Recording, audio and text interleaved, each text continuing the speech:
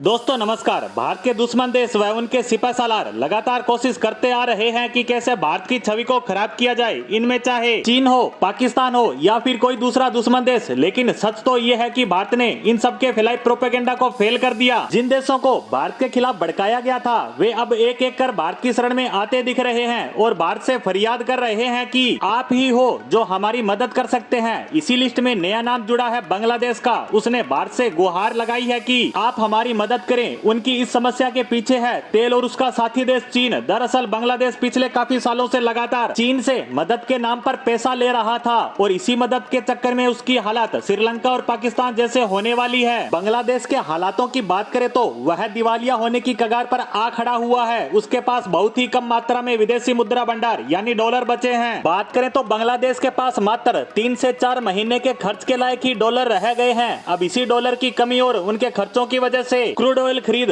और चीन का कर्ज चुकाने की समस्या खड़ी हो गई है। आपको बता दें कि बांग्लादेश पर चीन का अरबों डॉलर का कर्ज है जो उसे अगले कुछ महीनों में चुकाना है। इसी समस्या के चलते वह भारत की शरण में आया है और भारत सरकार से मदद की गुहार लगाई ताकि उसे तेल भी मिलता रहे और चीन से भी जान बच जाए। अब सवाल यह है कि भारत कैसे बांग्लादेश की मदद करेगा। दरअसल इस वक्त बांग्लादेश क्रूड ऑयल क्राइसिस से गुजर रहा है जिसकी वजह है डॉलर की कमी और पेच यहाँ फंसा है कि इंपोर्ट किए फ्यूल की पेमेंट करने के लिए उसके पास विदेशी मुद्रा भंडार नहीं बचा है, लेकिन उसे बकाया तो चुकाना ही पड़ेगा, नहीं तो उसका तेल इंपोर्ट रुक सकता है। इस बकाया को चुकाने के लिए उसे 300 मिलियन डॉलर यानी 3200 करोड़ बांग्लादेशी टके की जरूरत है, यानी करीब 2500 करोड़ भारतीय रुपए। अगर इस पेमेंट को चुकाने में देरी होती है तो बांग्लादेश में भी श्रीलंका जैसे हालात पैदा हो जाएंगे। पेट्रोल पंपों पर तेल नहीं होगा जिसकी वजह से सभी तरह के प्रोडक्ट की सप्लाई रुक जाएगी और महंगाई आसमान छूने लगेगी। इसके साथ ही उसकी इकोनॉमी भी बर्बाद हो सकती है जिसका